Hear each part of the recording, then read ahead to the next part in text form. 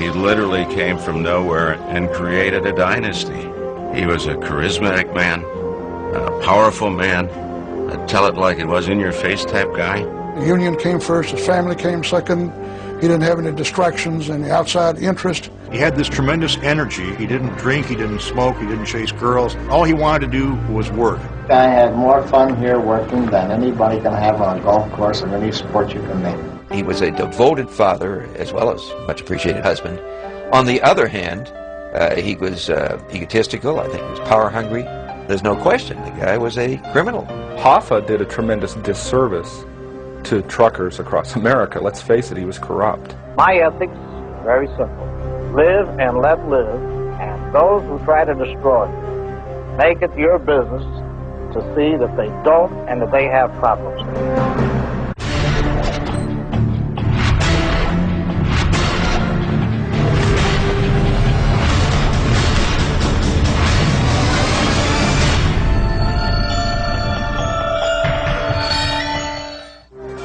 Hey, thanks for coming.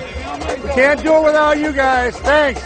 James P. Hoffa was elected president of the International Brotherhood of Teamsters in December 1998. Permanent trade status. Let's go to the Hill and let's give hell. Come on. Let's go. Let's go. Let's go. He vowed to restore the Union to the glory days it enjoyed under his father, Jimmy. The union that Jimmy Hoffa built was once the biggest and most powerful in America. It was also the most corrupt. The power of the Teamsters, as well as their near self-destruction, are the crux of Jimmy Hoffa's deeply divided legacy.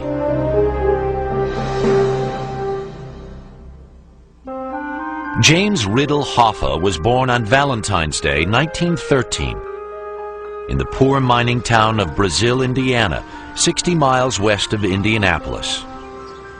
He was the third of 4 children born to a Pennsylvania Dutch coal miner and an Irish immigrant mother. He had a loving father and respected his father a lot, and so he had quite a secure home life. They were in the lower class.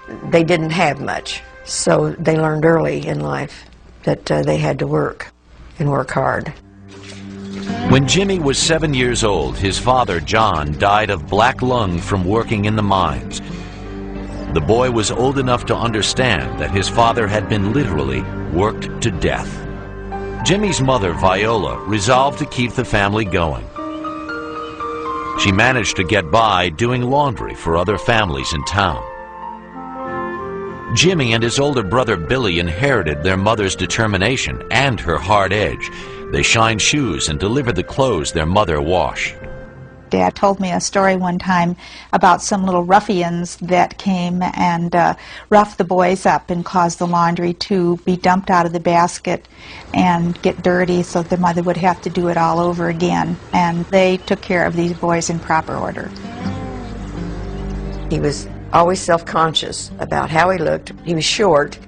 His size gave him a complex, and I think he had to fight a little harder and show more muscle. Viola Hoffa packed up her family in 1924 and moved from Indiana to Detroit, where there were more job opportunities. She started working in a laundry and at an auto parts factory polishing radiator caps. Young Jimmy had a hard time adjusting to city life, and the kids in the neighborhood called him a hillbilly. It took him a while in Michigan to let the kids understand that he wasn't going to put up with a lot of their teasing, that they called him names and so forth. The Hoffa family struggled, even with Viola's 2 jobs, so 12-year-old Jimmy got a weekend job bagging potatoes at a grocery store. He quickly worked his way up to delivery boy. 2 years later, Jimmy dropped out of the 9th grade to work full-time. The family needed money, and they didn't need him in school, so he had to sacrifice his education. He had to go to work. He got a job where he could, make some small amount of money. Not long after the stock market crashed in the fall of 1929, 16-year-old Hoffa got a job unloading produce for the Kroger Grocery Company. The men were only paid for the time they spent unloading goods. The rest of the day, they waited for the next delivery. All the workers were in a kind of a depressed group. They didn't have no money. They were all broke, and they really didn't have nothing. They had no protection on the job and very, very low wages. And so they decided to organize themselves into a local union. With the country falling into the grip of the Great Depression, most of the men were cautious. But not Hoffa. He had seen how hard his father worked only to die young, with no benefits or security for his family. Hoffa called for a work stoppage one night in May 1931, just as the men were unloading trucks filled with fresh strawberries. We unloaded half the car and got it wide open, so it lost all its refrigeration, and then refused to unload the rest of it. Everybody got excited. The men, inspired by Hoffa, decided they would not unload these strawberries unless management signed a union contract with them. Kroger management agreed to meet with Hoffa the following morning, as long as the workers resumed their duties. After several days of negotiating, Jimmy and his aides won a contract for the workers, their first ever. Hoffa was thrilled. He had found his calling. Even at that early age, he obviously was a very charismatic person. He was 17, 18 years old. He's out there saying, this is what we're going to do. We're going to have this strike. Union leaders were impressed with the young man. So 1 year later, 19-year-old Hoffa landed a job as a full-time organizer for Teamsters Joint Council 43 in Detroit. Jimmy immediately took to the rough-and-tumble world of union politics, despite the dangers. Companies often hired mobsters to intimidate workers and disrupt picket lines with brute force. Hoffa found a solution. He forged his own relationship with the underworld. He came to the realization that he needed muscle. And so he made a deal with the mafia. And so, actually what he wanted them to do really was to just stay out of those strikes and just sit on the sidelines and not fight them. He forged alliances with mobsters in Cleveland, Chicago, New York, northern New Jersey, and in other places, feeling that that was just recognizing reality. At age 22, Jimmy was appointed business agent of Teamsters Local 299 in Detroit. It was a run-down, debt-ridden unit with only 250 members. Union officials hoped that the energetic Hoffa could breathe new life into the group. Young Jimmy relished the challenge. In negotiations, he had a saying. He said to me, Bob, he said, you know, when we go into negotiations, don't get up and leave. Let the bastards get tired, and then we can whip them.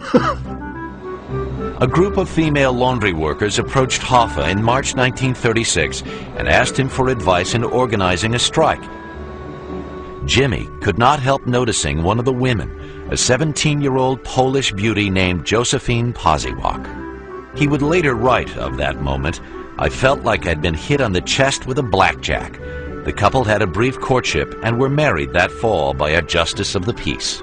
Not everyone was happy about the marriage, especially Jimmy's mother. She was a rather stern person. My memories of her, she was a little scary. She did not approve of the marriage of my mother and my father, and I would think probably that my mother's family didn't approve either. They thought of him as a hillbilly, and the other side thought of her as a Polak. Their family's disapproval only served to make the couple closer, and it lasted. My parents were kind of opposites. My dad neither drank nor smoked in his whole life. My mother loved a good time. She liked a cocktail. She loved to have parties. He wasn't real fond of parties. He called her the sergeant because she was the only one that could boss him around. And she would tell him when he'd come home, well, this is what needs to be done, and would, tell him different chores that needed to be done, and he would always do them very cheerfully. But young Hoffa was happiest on the job, fighting battles for the Union and rising through its ranks. At the age of 24, he was elected president of Local 299. Under his strong, hands-on leadership, membership soared from 250 to 4,000. Most were truckers and warehouse workers. To them, Jimmy was just one of the guys. The name is Hoffa. Hi, I'm Jimmy. I know you.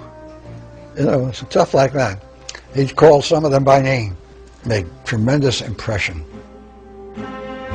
Even though he was president of the local, Hoffa would never ask his men to do something he wouldn't do himself. The hot-tempered Jimmy worked the picket lines and was always willing to take on anyone who stood in his way. My mother always told the story about when he would come home all full of blood, and she would clean the blood up, put a clean shirt on him, patch him up, and say, "You shouldn't go back," and then off he would go back.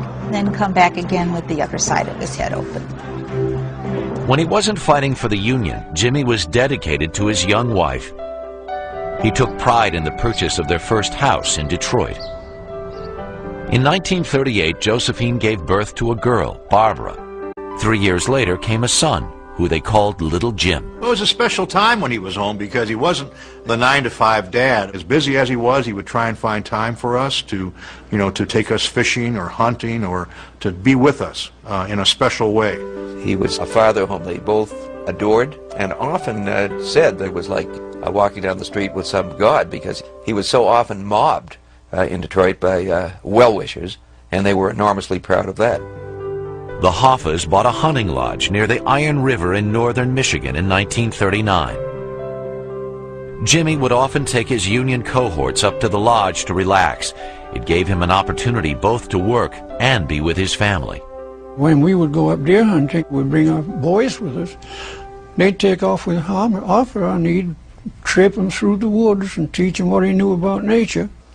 He was not a college professor, didn't profess to be educated beyond what he was. But the amazing thing is that he was so intelligent. Over time, Hoffa would use that intelligence not only to drive hard bargains for the truck drivers who made up the bulk of the Teamsters, he would also craft a deal with the devil. Using his long-standing mafia connections, he would rise to the very top of the Union. Those connections would haunt him for the rest of his life. I don't intend to have the impression left that's been stated publicly that I'm controlled by gangsters. I am not controlled by them. During World War II, while Americans were fighting overseas, young Jimmy Hoffa was traveling across the country, fighting his way to the top of the International Brotherhood of Teamsters. Hoffa was 28 years old when the war began, but was not called to serve because his union work with the trucking industry was considered essential to the war effort. Throughout the 1940s and early 50s, the mine worker's son was driven by memories of his own family's poverty. My dad had memories of the Depression, and we grew up with that legacy, so that as we prospered and as things got better, he never let us forget. And sometimes he would say to us at a particularly wonderful moment when we were all so happy and we had everything we wanted, he would say, "I wonder what the poor people are doing." And that was a way of telling us, be sure you appreciate what you've got. But Hoffa's steady rise to power had a dark side. He had never broken his early ties to the mafia. The mob controlled Union locals around the country and used that power to push their man Hoffa to the top. Jimmy was elected Union Vice President in 1952. As part of his new responsibilities, he controlled the Teamsters Central States Pension Fund based in Chicago. With millions of dollars at his fingertips, Hoffa found a way to pay back his friends in the mob. His deal with the mob was that they would help him stay in power if he would let them use the pension funds as a bank and make investments as they wanted to. Hoffa was a smart guy. He knew what he was doing, and they knew what they were doing. Many of the pension fund loans went to mob frontmen for the construction of hotels and casinos in Las Vegas. Jimmy had the foresight to see that those were good loans and how Vegas was going to grow. And he was, in my judgment, largely responsible for Vegas being what it is today. But let's not lose sight of the fact that those loans were made to mobsters, and that was muscle that he could use. There was invariably a kickback in the form of cash or a hidden interest. Then Hoffa ran smack into someone who was just as tough and tireless as he was, but who came from the other side of the tracks, Robert F. Kennedy. These two men could fight a class war all by themselves. Both men, the Ivy League aristocrat, Bobby Kennedy, and Jimmy Hoffa, really did have a lot in common. Both were feisty. Both have been described as ruthless. Both generated enormous loyalty and enormous hatreds. And I think there really was a chemical reaction between the two of them. At the time, Bobby Kennedy was chief counsel for a U.S. Senate committee investigating union corruption. Hoffa first appeared before the committee in August 1957. Did you say that SOB, I'll break his back? Take give his speech. I don't even know who I was talking about, and I don't know what you're talking about. Bobby Kennedy and his brother Senator John Kennedy, who served on the committee, charged that the Teamsters were controlled by the mob. The tension between Chief Counsel Kennedy and Teamster boss Hoffa was apparent from the start. I don't intend to have the impression left, as been stated publicly, that I'm controlled by gangsters. I am not controlled by them. I say you're not tough enough to get rid of these people, then. Well, I don't propose to You haven't be moved tough. against any of them. I don't propose to act tough, and I will follow the Constitution of the International Union. Hoffa was convinced that Bobby Kennedy wanted to destroy him because he couldn't control him. He had very little respect for Bobby, and that was a tremendous clash of personalities, and most people rolled over for the Kennedys, and my father wouldn't. In my opinion, he is never in his life ran up against a situation he couldn't dominate, that he couldn't control, and have his way. He's just a spoiled young millionaire that never had to go out and find a way to live by his own efforts. Hoffa's temper flared when Bobby Kennedy questioned him about the rumored communist ties of other prominent union leaders. Would you allow, as a Teamster official, a man who was a communist, who was elected by the membership? We don't have any communists in Just our answer the Teamsters. question. Just a moment, please, that I know of. What do you mean? There's no question about Mr. Goldblatt, although there can be a question about Mr. Hoffa. There's no question about Mr. Goldblatt. Oh, wait a minute, just He a moment. wasn't Don't say allowed anything into about a England in question about Hoffa. There is no question about Hoffa, and don't you say that either. Don't you say that I'm a communist, or even affiliated with one. You said that enough around this country, and I want the American press to know that I resent the fact that there is any inference that I'm a communist. Of course, their relationship developed beautifully. They hated each other to their dying day.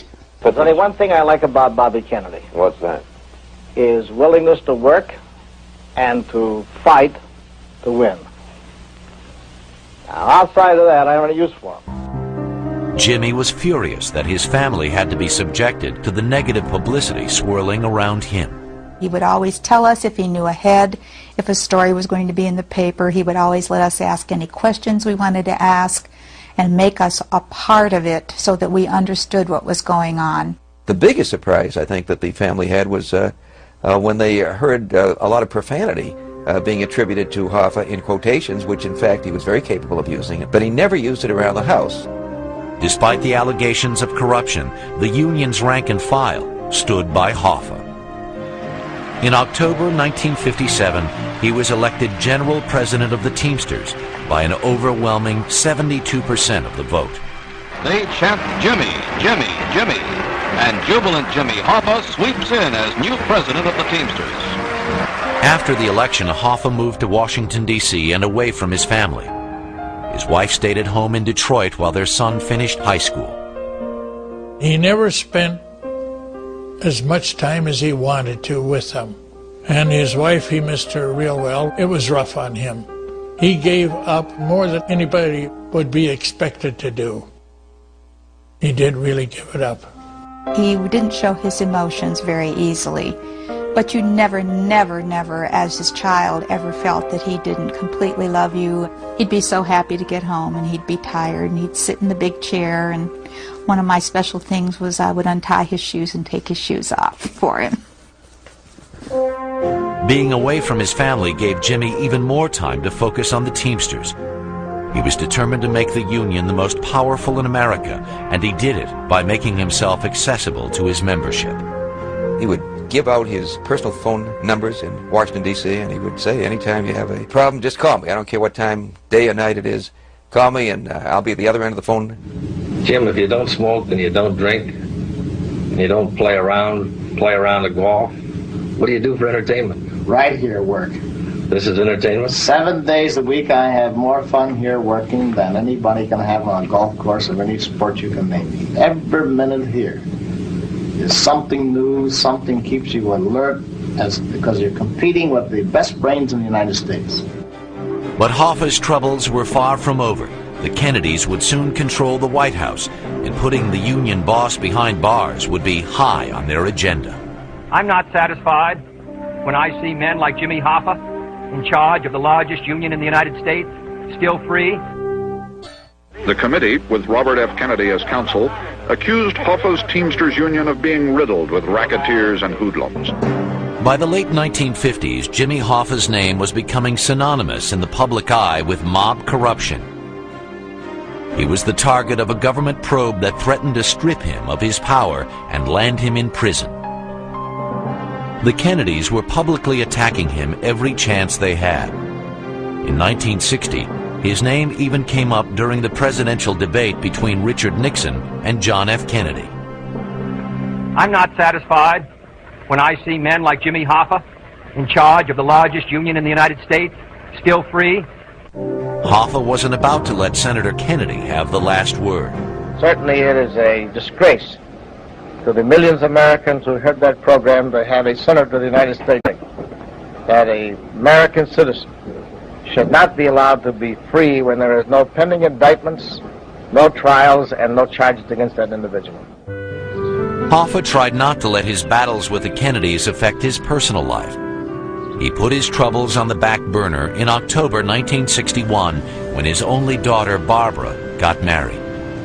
My mother told my father that she wanted me to have the wedding that she always wanted. And so I had a Polish wedding. We sent out 800 invitations and 2,000 people came. The 48-year-old Hoffa wore a tuxedo for the first time in his life. It was also the first time he ever danced. He was good. He was good. My mother was just rather upset because he would never dance with her, and she said, "How did you know what to do?" He said, "All you got to do is watch everybody and just, learn by looking at people." By now, JFK was president and had appointed his brother Bobby as Attorney General. It was Hoffa's worst nightmare. Jimmy would say to anybody who would listen, to the reporters or anybody else, "Look what money can buy. Look what power can buy. Bobby Kennedy is now the Attorney General. He has never tried a case in his life. How could that be?" Jimmy's hatred for Bobby Kennedy intensified when he learned that the Attorney General's first order of business was to form a new unit in the Justice Department known as the Get Hoffa Squad. There were some 15 grand juries across the country investigating him simultaneously. He knew that it was just a matter of time that sooner or later Bobby was going to get him. One day, Hoffa and his attorney, Frank Regano, went to Kennedy's office to review court documents. Jimmy is a very impatient man, very punctual, always very punctual. Meetings I had with him, he was always 10 or 15 minutes early and never late. Kennedy kept Hoffa waiting for 45 minutes. Jimmy was furious. Jimmy didn't call Bobby Kennedy Bobby, he called him Booby. And so finally Booby shows up and he's got a dog on a leash. And Jimmy just absolutely attacks him, grabs him by his throat and slams him against the wall. Says, "You son of a, you keep me waiting over here while you're walking your dog." And he had his hands firmly around Booby's throat. Kennedy left the room without a word and never pressed charges. I'm not unaware of the fact that a lot of people disagree probably with my actions, my ethics, but my ethics is very simple. Live and let live, and those who try to destroy you, make it your business to see that they don't and that they have problems. But it was Hoffa who was starting to have problems. He was indicted in May 1962 on charges of accepting illegal payments from a trucking company. The trial was in Nashville. When the jury couldn't reach a decision, the judge declared a mistrial. He was indicted again the following year, this time on charges of jury tampering in the Nashville case. It is a continuation of the vendetta of Bob Kennedy, the Attorney General of the United States, against myself and the Teamsters Union, in my opinion. Hoffa was on the road that November 22nd when he learned the news that John F. Kennedy had been assassinated in Dallas. Days later at Teamsters headquarters, one of Hoffa's aides had lowered the flag to half-staff. When Jimmy saw the show of respect for Kennedy, he threw one of his trademark temper tantrums, fired his assistant, and raised the flag himself. When John Kennedy was assassinated, Hoffa was happy about it. He had gotten rid of one of his biggest enemies. Jimmy hoped that Bobby Kennedy would now resign as Attorney General, but RFK wanted to see the jury tampering case through. We've got to get this guy. That's what Robert Kennedy told him. He was very interested in continuing this thing and making sure that the trial took place and that Hoffa would go in prison. The headstrong labor leader was undeterred. On January 16, 1964, Hoffa signed a landmark collective bargaining contract, the National Master Freight Agreement. It doubled and in some cases tripled Teamsters' wages across the country and guaranteed health benefits. His vision was that we would have the same wages and hours and working conditions from coast to coast to standardize the competition. It was a crowning achievement for him. Just 4 days after signing the contract, the jury tampering case began in Chattanooga. Jimmy's power couldn't help him this time. He was found guilty and sentenced to 8 years in federal prison. Hoffa then went on trial in Chicago to face fraud charges in connection with Teamster pension fund loans. He was again found guilty. I think the lawyers were assuring him that they would be able to prevent him from having to go to prison.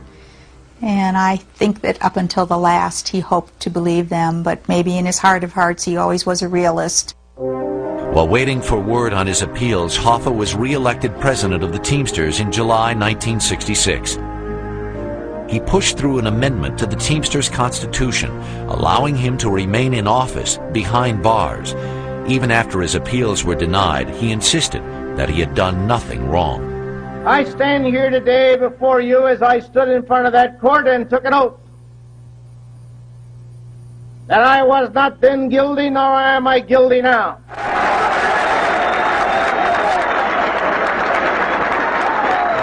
Hoffa put up a strong front for his men, but inside he was falling apart. That Friday before Hoffa was to surrender, which was Tuesday, he called me and said, "Joe, I have to talk to you." And Jimmy became hysterical and he started shouting at me, "I'm not going. I'm not going. Joe, I'm not going."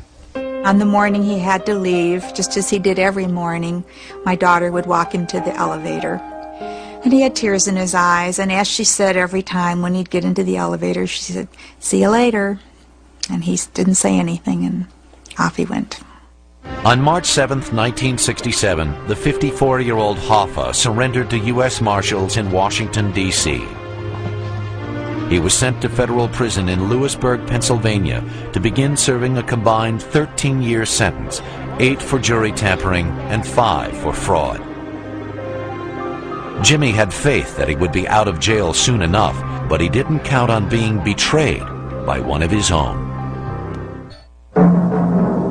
Outside the district court building in the nation's capital, Teamster boss James Hoffa surrenders to U.S. Marshals to begin serving an 8-year prison term for jury tampering. Teamsters President Jimmy Hoffa began serving his prison term in 1967. He now lived in a 7 by 10-foot jail cell in Lewisburg, Pennsylvania. For a powerful man who was always on the move, it was the worst punishment imaginable. He was confined to a cage. People from the Bureau of Prisons would come by like he was an animal at the zoo, and they would point at him and snicker and laugh.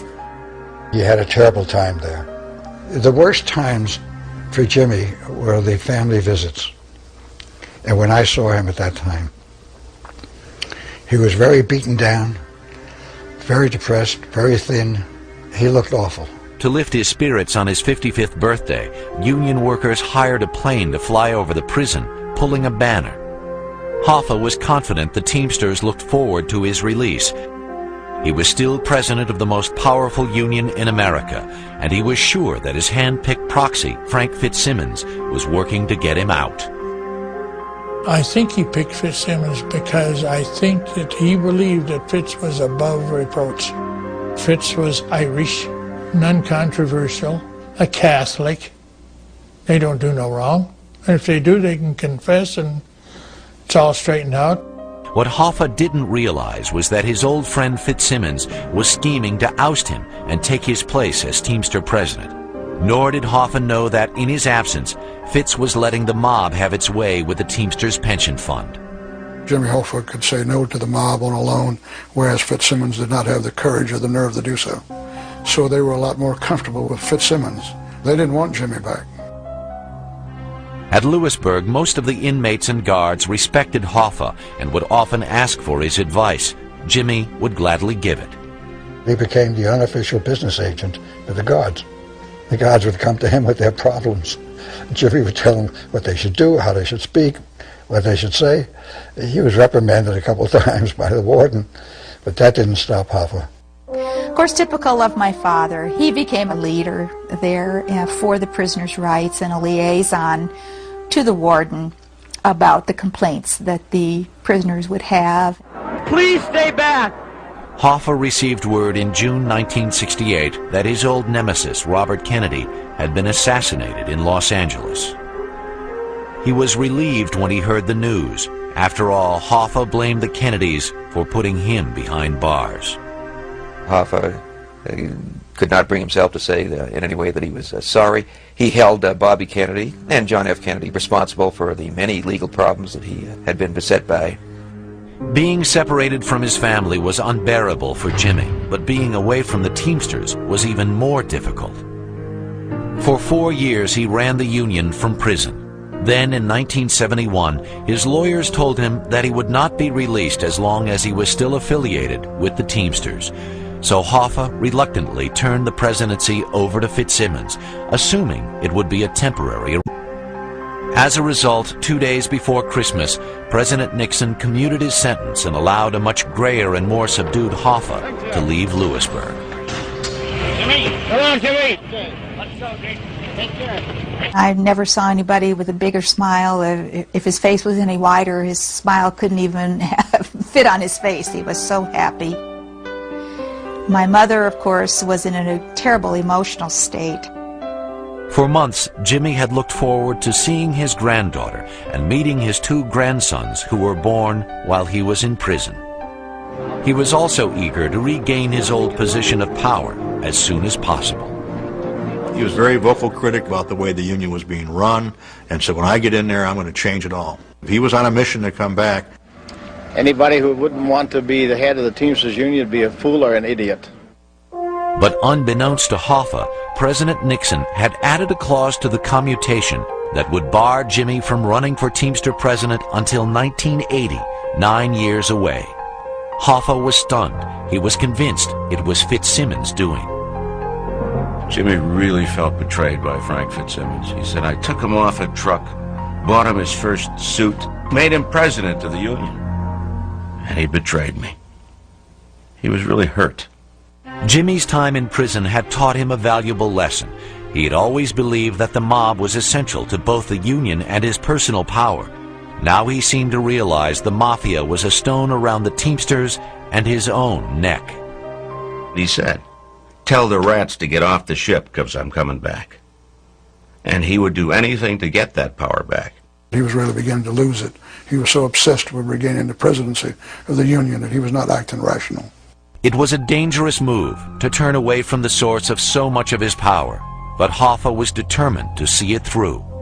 He filed a lawsuit to win back the right to run for union president. Say to him, Jimmy, please stop trying to get back. These guys are too powerful. You don't need the money. You've got a good pension. You can take care of the family, as you always have. No, I can't live like that, Joe. I can't live like that. And that went on day after day after day. I was worried about his safety. I was concerned about that people wouldn't want my father to come back. People on the executive board wouldn't want him to come back. My father was fearless. He was a guy who had no bodyguards. There was no security around his house. I think his ego was so big at times that it was like nobody can hurt me. And I think he got careless. On July 30th, 1975, Jimmy left his home in Lake Orion, Michigan. He told his wife, Jo, he was heading to a nearby restaurant for a 2 o'clock meeting. Jimmy called Jo at 2:30 that afternoon to say his associates had not shown up. He told her that he'd be home at 4 to grill steaks for dinner. That would be the last time Josephine Hoffa would talk to her husband. On a hot summer day in 1975, 62-year-old Jimmy Hoffa left his house in Lake Orion, Michigan for a meeting at a restaurant. He never returned. My mother called at 7:30, and when she said the fateful words, "Your father didn't come home last night," I knew that something terrible had happened, because that was so unlike him. Police found Hoffa's unlocked car in the parking lot of the restaurant. It offered no clues. My father, James R. Hoffa, has been missing for some 32 hours. He left for an appointment at Max's Red Fox restaurant at approximately 1:30 p.m. Wednesday, July 30, 1975. He called home at approximately 2:15 p.m. We have not heard from him since. The Hoffa family offered a $200,000 reward for any information about Jimmy's disappearance. It looked like a kidnapping because we started receiving all of these calls saying that they were holding Hoffa hostage because of the national publicity that came out of the disappearance. So the FBI became involved, and they really did a credible job of trying to solve the disappearance. The two men Hoffa was supposed to meet, Tony Giacalone and Tony Provenzano, both had alibis and denied a meeting was even supposed to take place.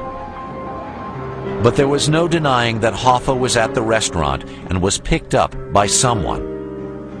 Some believe that the mobsters used one-time Hoffa friend Chucky O'Brien to set up the labor leader. People have told me that they think that Dad wouldn't have gotten in any car except if someone that he knew and trusted was in the car, and so they surmised that maybe Chucky was in the car. Chucky O'Brien and his widowed mother had lived with the Hoffa family while Chucky was growing up, but the relationship soured after O'Brien sided with Frank Fitzsimmons in order to keep his job as a Teamsters organizer. During the interviews with Chucky O'Brien, he gave conflicting stories. The stories that he gave and his alibis were inconsistent with what we know took place that day from witnesses and other people that were associated with O'Brien, which would tend to lead one to believe he was involved in the whole operation. I know I had nothing to do with it. Never in my life would I ever want that to happen, and if I could have stopped it, if I had knowledge of it, I would have been there in a heartbeat. O'Brien admitted to the FBI that on the day Hoffa disappeared, July 30th, 1975, he was driving a car owned by the son of Tony Giacalone. The FBI impounded the car and checked for evidence. Trained dogs placed Hoffa's scent in the back seat of the car and the trunk. The FBI crime lab also found a hair matching Hoffa's in the upholstery, as well as indications of skin and blood. It's still in possession of the FBI, and there is, at the current time right now, DNA testing being done to try and further identify the evidence which was recovered out of that vehicle to see if we can more conclusively state that it came from Hoffa. Let me tell you something. Mr. Hoffa was never in that car, and I'll tell the world that. I don't care what the FBI says. He never stepped foot in that car. Never. On September 2nd, 1975, a federal grand jury investigating the disappearance heard from the first of 70 witnesses, including Giacalone, Provenzano, and Chucky O'Brien.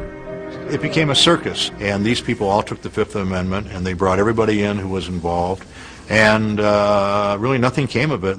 I was subpoenaed to appear before the grand jury in Detroit. When I was going up there, one of the mobsters who was involved was coming down the stairs, gave me a high sign. Take 5 or your throat's cut. So I went before the grand jury. I didn't take 5, and nothing came of that. The FBI spent months searching for Hoffa. 29 acres in Pontiac, Michigan were dug up in the hope of finding his remains. Searches in the Florida Everglades and a mob-owned New Jersey dump site also came up empty. To this day, rumors abound as to the actual whereabouts of Jimmy Hoffa's body.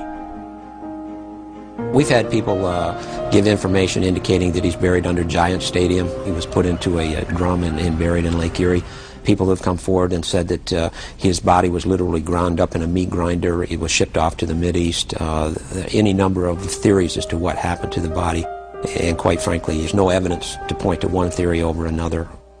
My mother was never the same after my dad disappeared. I don't think she had a will to live, and she just had a broken heart and would never ever really recuperate. She had spell after spell of sickness and just kept deteriorating before our eyes. In 1980, Hoffa's widow, Josephine, died at the age of 62. 7 years after his disappearance, Jimmy Hoffa was declared legally dead in 1982. The disappearance of James Riddle Hoffa remains an unsolved crime. One FBI agent in Detroit still works the case. We are optimistic that the case will be solved. We're doing everything we can to solve it, and we'll continue to do so. A lot of the individuals that we believe may have been associated with the Hoffa disappearance are deceased. I just don't think the case will ever be solved because of the people that I feel was part of this tragedy. I'm never going to tell anybody about it. Nobody's ever going to find out in my lifetime.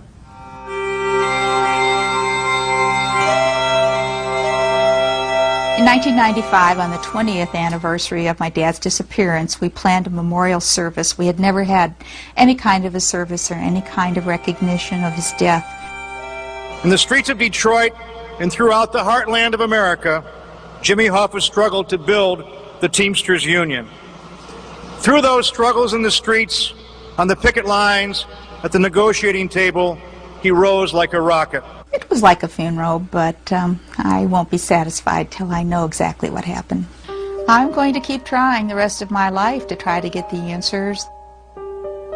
In December 1998, Jimmy's son, James P. Hoffa, was elected president of the Teamsters. To this day, the Teamsters Union, associated for so long with mob corruption, only operates under the supervision of the federal courts. That is the twin legacy of Jimmy Hoffa, a visionary labor leader who abused the extraordinary power of his position. The average Teamster benefited from the fact that there was a tough union in Jimmy Hoffa. The question is, how much more would they have benefited if there'd been an honest Jimmy Hoffa? And the answer is they would have benefited infinitely. Well, he was a man that he's very proud to have as your father. He was a man that came from tremendous poverty, fought his way to the top through sheer power of personality. A person like that comes along, once every 50 years. I'm most proud of what my dad did for the working man, always making sure that the worker has his fair share and is treated fairly. And I think that that is his legacy. There's no question the guy was a criminal, although criminal seems like a low-level word to use for somebody who was as complex and I think interesting as Jimmy Hoffa.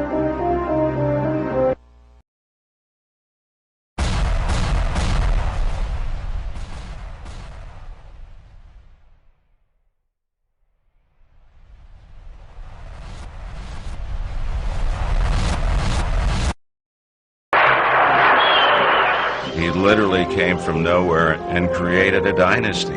He was a charismatic man, a powerful man, a tell-it-like-it-was-in-your-face type guy.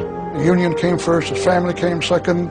He didn't have any distractions, any outside interest. He had this tremendous energy. He didn't drink, he didn't smoke, he didn't chase girls. All he wanted to do was work. I had more fun here working than anybody can have on a golf course or any sport you can name. He was a devoted father as well as much appreciated husband. On the other hand, he was egotistical. I think he was power hungry. There's no question the guy was a criminal. Hoffa did a tremendous disservice to truckers across America. Let's face it, he was corrupt. My ethics, very simple.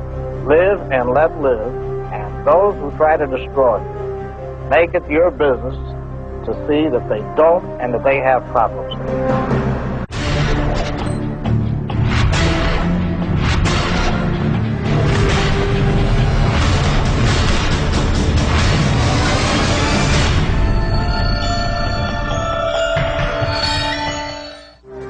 Hey, thanks for coming. We can't do it without you guys. Thanks. James P. Hoffa was elected president of the International Brotherhood of Teamsters in December 1998. Permanent trade status. Let's go to the Hill and let's give hell. Come on. Let's go. Let's go. Let's go. He vowed to restore the Union to the glory days it enjoyed under his father, Jimmy. The union that Jimmy Hoffa built was once the biggest and most powerful in America. It was also the most corrupt. The power of the Teamsters, as well as their near self-destruction, are the crux of Jimmy Hoffa's deeply divided legacy.